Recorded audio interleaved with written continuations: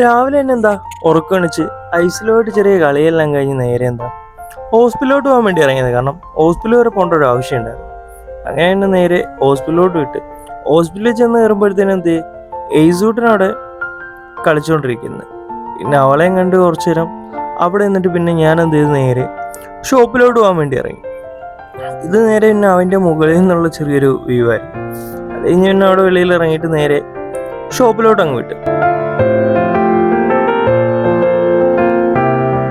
അതിനിടയ്ക്ക് വരുന്ന വഴിക്കോ കുറച്ചു നേരം സിഗ്നലിലും പെട്ടി. അതും കഴിഞ്ഞ് പിന്നെ നേരെ അവിടുന്ന് ഒരു വിടക്കം.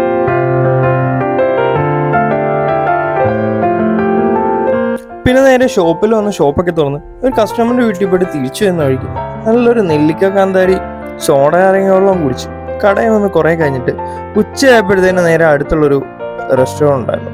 അവിടെ പോയി നല്ല നൂഡിൽസും കഴിച്ച് തിരിച്ചെന്താ നേരെ ഷോപ്പിലോട്ട് പോയി.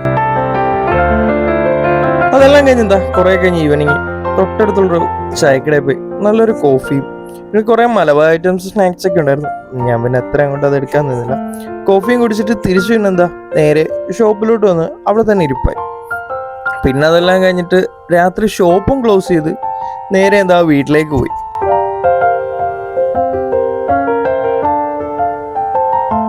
വീട്ടിൽ ചെന്നതിന് ശേഷം ഒന്ന് ഫ്രഷ് ആയിട്ട് നേരെ എന്താ ഹോസ്പിറ്റലിലോട്ട് പോകാൻ വേണ്ടി അടുത്ത പരിപാടി സ്റ്റാർട്ട് ചെയ്തു. കാരണം എയ്സൂട്ട് ഹോസ്പിറ്റലല്ലേ, അവളെ പോയി അവളുടെ കൂടെ ഇരിക്കണമെന്ന് പറഞ്ഞാൽ അങ്ങനെ ഞാൻ അവിടെ ചെല്ലുമ്പോഴത്തേനും ആള് ചെറിയ ഉറക്കമൊക്കെ ആയിരുന്നു.